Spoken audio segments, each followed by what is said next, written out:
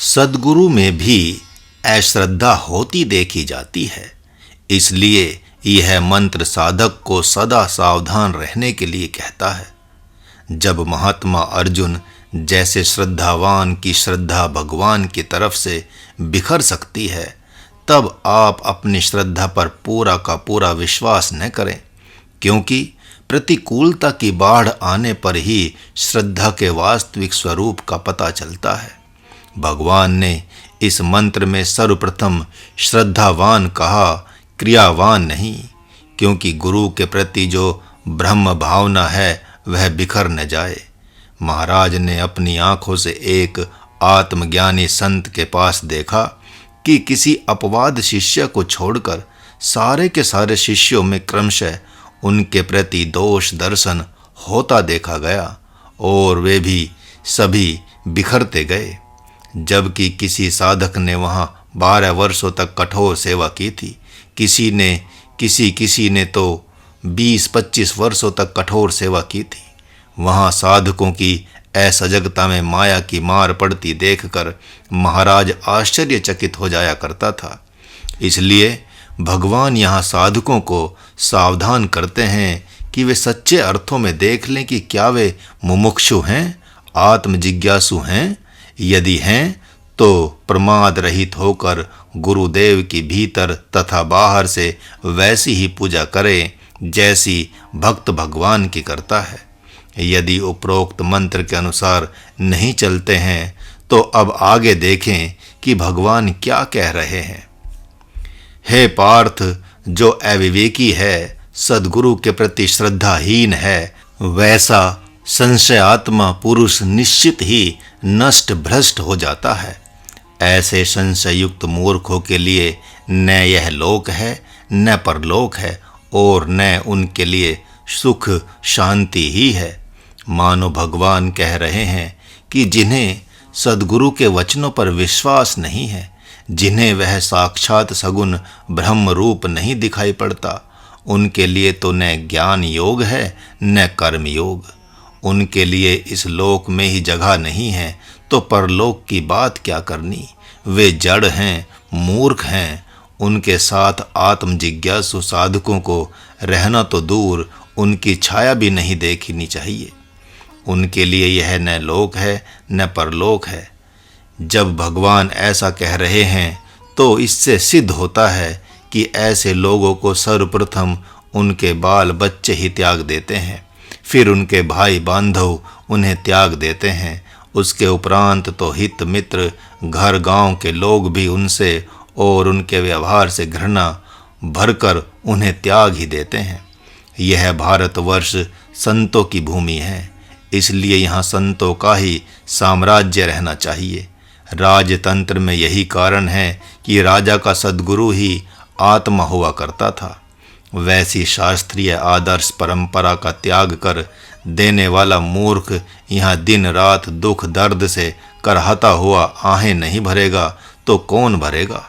स्वयं तो वह सद्गुरु संत के प्रति समर्पित है नहीं और चाहता है कि बाल बच्चे उसके प्रति समर्पित रहें। ऐसा कैसे हो सकता है। वह संशयात्मा पुरुष तो कहता है कि ये संत एवं सद्गुरु के वेश में पृथ्वी पर भार स्वरूप हैं। ऐसे अपाहिजों को जो बैठे बैठे मालपुएं पूड़ी खीर कचर रहे हैं, भारत भूमि पर रहने का अधिकार नहीं है। यही कारण है कि वृद्धावस्था आने पर उन मूर्खों के बाल बच्चे भी ठीक यही बात उनके लिए कहा करते हैं कि क्या बक बक कर रहे हो, न आँख से दिखता है न कान से सुनाई पड़ता है, तो भी बकरे की तरह मैं करते रहते हो।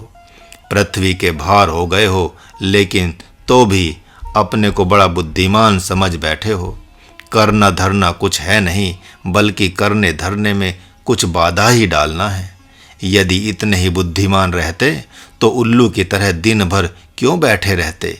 कोई तो आकर पास बैठता, कोई तो आकर अपनी समस्या का समाधान कराता। पाप करते करते दिन रात बीत गया, इसलिए भगवान का नाम भी आपको स्वीकार नहीं कर रहा है। इस प्रकार ऐसे लोगों को जागृत में क्या स्वप्न में भी सुख शांति की प्राप्ति नहीं हो सकती।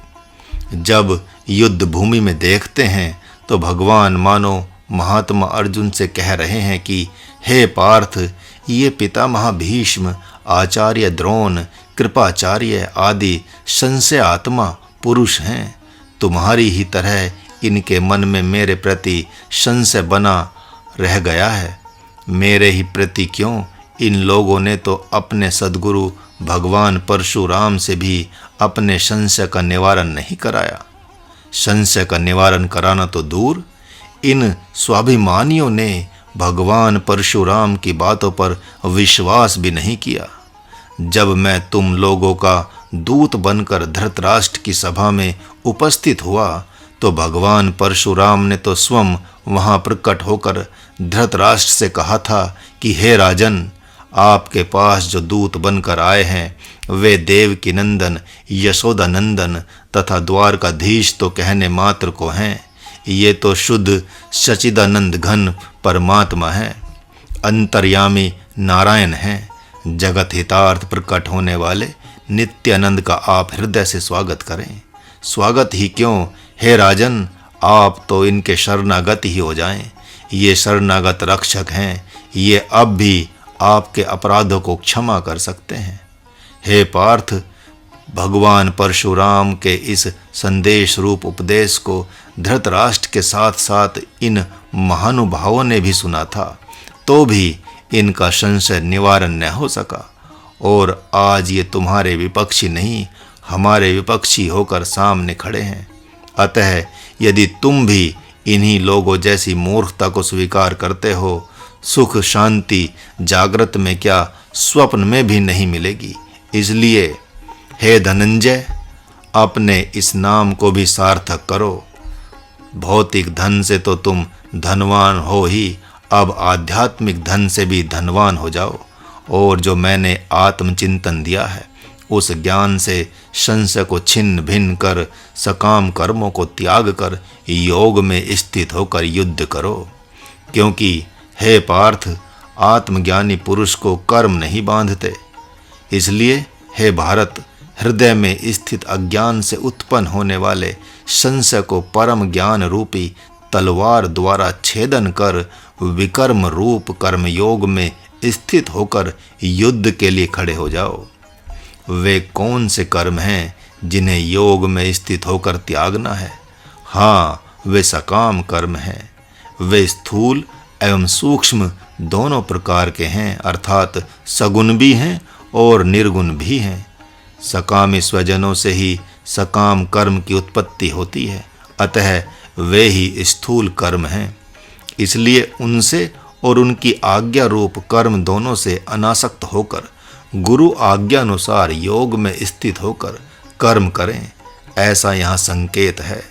ज्ञानाग्नि जब प्रकट होती है तो ये ही स्वजन ईंधन रूप दिखाई पड़ते हैं, जिसका पूर्व के मंत्रों में संकेत किया गया है।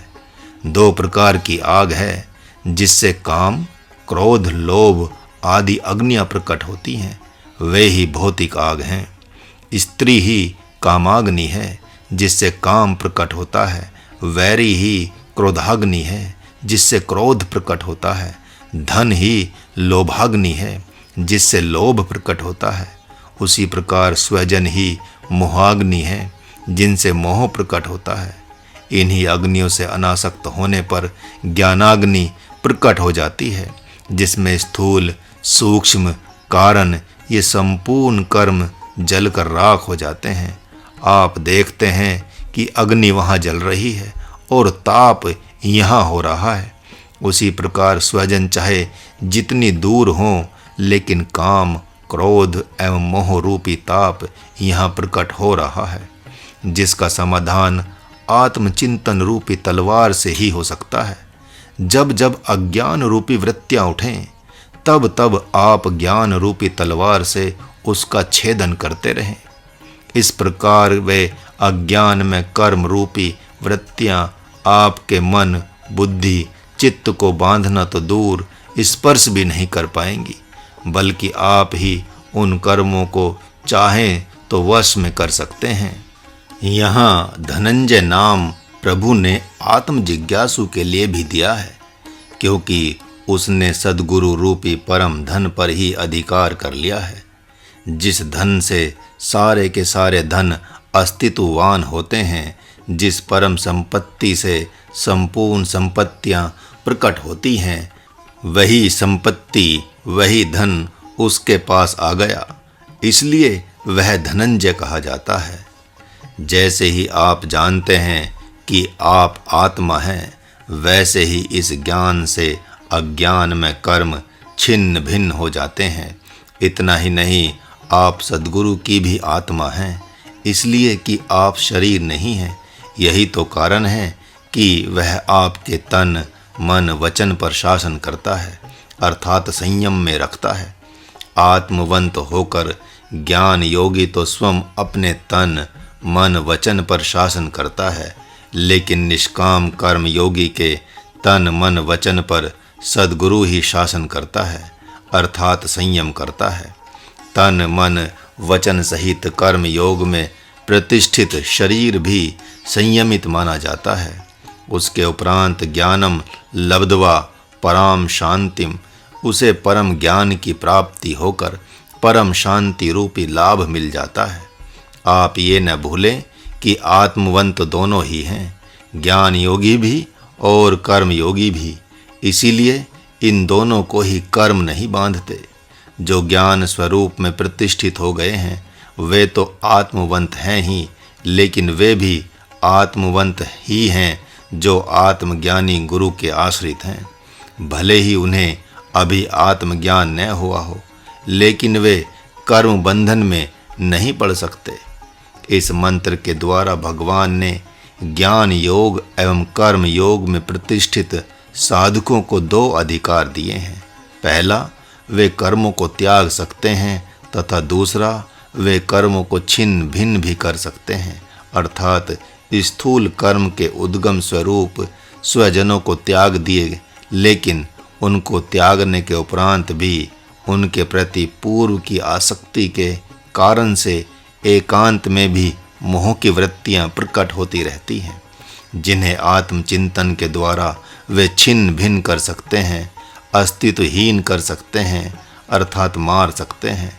जिस भगवान ने दूसरे अध्याय में कर्मण्यवाधिकारिस्ते मा फलेषु कदाचन, अर्थात कर्म करने में अधिकार है, उसके फल में कभी नहीं कहा है, उसी प्रभु ने यहाँ पर कर्म करने और फल प्राप्त करने, इन दोनों में ही वह अधिकारी है, ऐसा सिद्ध कर दिया है।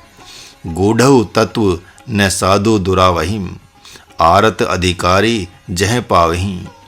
रामचरितमानस के इस सूत्र के अनुसार प्रभु ने महात्मा अर्जुन जैसे अधिकारी के पास इस गूढ़ तत्व को प्रकाशित कर दिया है। वह क्या है? यही कि ज्ञान स्वरूप में स्थित हुआ साधक फल का भी सृजन कर सकता है, अर्थात संशय को छिन्न भिन्न कर आत्म रूप में स्थित होना, फल का सृजन ही तो करना है। भगवान ने साधकों को निराश होने का कहीं से कहीं तक एक अंश भी अवसर नहीं छोड़ा है। एक बात पर उन्होंने विशेष ध्यान देने को कहा है, वह यह कि सद्गुरु को सगुण ज्ञान का पुंज मान लेना, फिर उसकी अध्यक्षता में स्थित होकर स्वजनों की अध्यक्षता का त्याग कर देना, तत्पश्चात आत्मरूप होकर अहर्निश चित्त से उठने वाली सात्विक, राजस एवं तामस वृत्तियों को, कल्पनाओं को ज्ञान के द्वारा ही छिन्न भिन्न करते रहना। भगवान ने एक गूढ़ात्मक तत्व की घोषणा की है कि यदि आप संपूर्णता से आत्मवंत अर्थात आत्मरूप हो जाते हैं, फिर तो कर्म आपको बांधेंगे ही क्यों, बल्कि स्वयं कर्म भी आपके लिए ज्ञान रूप होते जाएंगे। इसलिए भगवान मानो कह रहे हैं, हे भारत, उठो और हृदय में स्थित संशय को ज्ञान रूपी तलवार से काट डालो। उसके उपरांत युद्ध रूप कर्म योग करो। अब कुछ देर हो चुकी है, लोगों को अच्छा नहीं लग रहा होगा, इसलिए उठो और गांडी उठाओ तथा इन संशय आत्माओं का विनाश कर दो। तुम्हें शांति पता नहीं कब मिलेगी, लेकिन मुझे तो संतुष्टि अभी ही हो जाएगी। निश्चित रूप से मुमुक्षुओं में ऐसा करने की सामर्थ्य है, तभी भगवान ऐसा कह रहे हैं। ज्ञान को तो लगभग सभी ज्ञान समझ सकते हैं, लेकिन कर्म को ज्ञान समझ लेना, कर्म को ज्ञान रूप में देखना, एकमात्र ज्ञान योगी और कर्म योगी साधक के सामर्थ्य की ही बात है।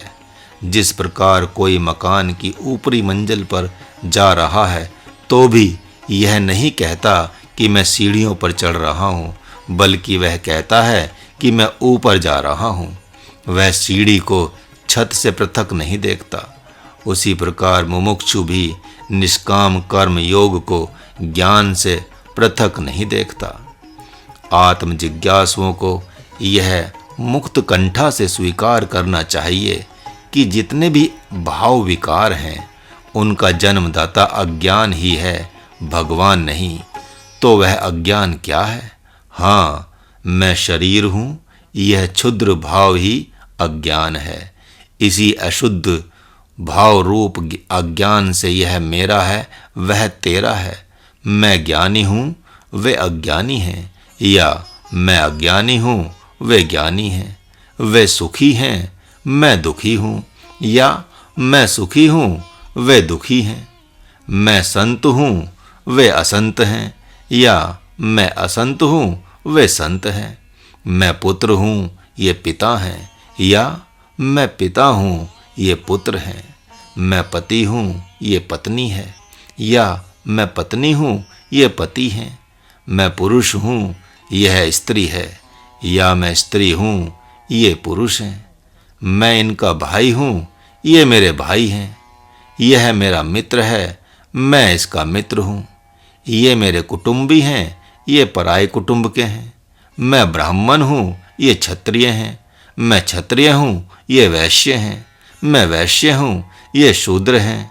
मैं शूद्र हूँ, ये कोल भील हैं। मैं कोल भील हूँ, ये चांडाल हैं। मैं चांडाल हूँ, ये म्लेच्छ हैं। ये मेरे वैरी हैं, मैं इनका वैरी हूँ। यह धन संपत्ति मेरी है और वह धन संपत्ति उनकी है। मैं खाता पीता सोता जागता हूँ, और ये संत तो खाते पीते सोते जागते हुए भी कहते हैं कि मैं कुछ भी नहीं करता। यह कैसे हो सकता है? मैंने जन्म लिया, अब जवान हूँ, बूढ़ा हूँ, और कुछ ही दिनों, महीनों, वर्षों में मर जाऊंगा। यह मृत्यु लोक है, और अब मैं स्वर्ग या नरक में जाऊंगा, या भगवान जहाँ ले जाएं वहाँ जाऊंगा। मैं जी रहा हूँ, ये मर रहे हैं। मैं भला हूँ, ये बुरे हैं। मैं बुरा हूँ, ये भले हैं। ये गरीब हैं, मैं अमीर हूँ। मैं अमीर हूँ, ये गरीब हैं। मैं बुद्धिमान हूँ, ये मूर्ख हैं। मैं मूर्ख हूँ, ये बुद्धिमान हैं। ये मेरे गुरु हैं, लिखाए हैं, पढ़ाए हैं। इनका उपकार मेरे ऊपर है, पर इनका ऋण उतारूंगा। मैंने इनका उपकार किया है, लेकिन ये तो अपकार ही कर रहे हैं। मैंने कौन सा पाप किया कि मैंने जिस जिसका भला किया वे सब मेरा बुरा कर रहे हैं। मेरे साथ ही क्यों हो रहा है? मैं कुछ बुराई नहीं कर रहा हूँ, लेकिन सब संकट मेरे पर ही हैं।